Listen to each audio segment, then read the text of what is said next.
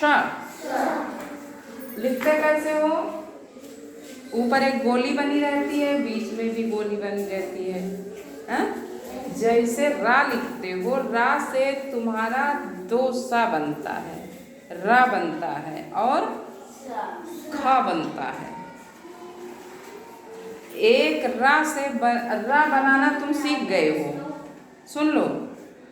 रा बनाना अगर सीख गए हो, रस्सी वाला रा, बहुत आसान। तुम लोग अपने छोटे भाई बहन को सिखाओगे। आधा गोला बनाए अपने आगे को और नीचे से खींच दिए। देखो एक अक्षर से कितने अक्षर बन जाते हैं। एक अक्षर तुमने बनाना सीख लिया। कौन सा सीखा? रा। और रा के बगल पर लाइन खींच के गोली बना दो, खा बन गया। फिर तुम रा लिखो, बगल लाइन खींच के सा। कौन सा सा?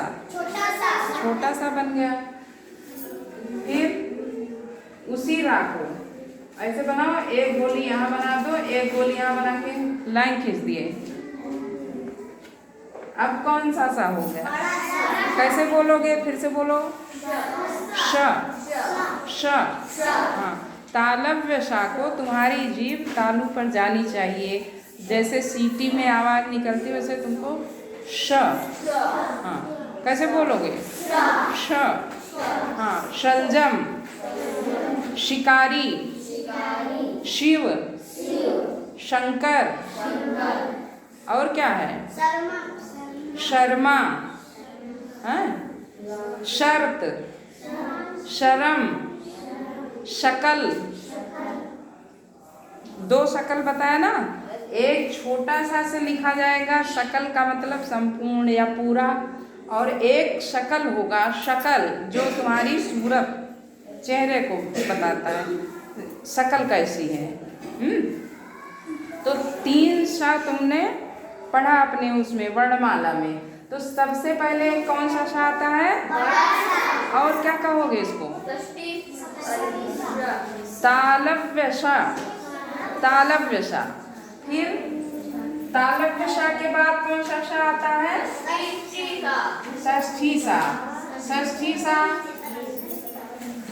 और उसके बाद कौन सा सा आता है? छोटा सा। इसको दंती सा बोलते हैं। कौन सा सा? दंती सा। और इसको मूर्धन्य सा।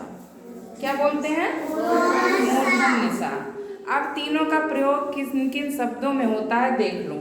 श से शिव, शलजम,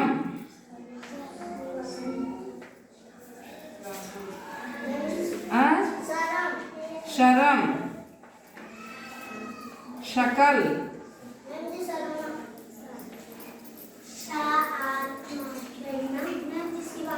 शर्मा, शिवानी,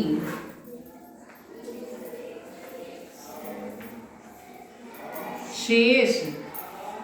तुम गुणा भाग लगाते हो तो उसमें शेष बचता है ना, तो शेष शब्द है जिसमें 2 सा साथ में प्रयोग करते हो। कौन कौन सा? अब बताओ कोई बच्चा। शेष लिखने में तालव्य सा पे एक ही मात्रा लगाते हो और षष्ठी सा लिख देते हो ना। ये शेष।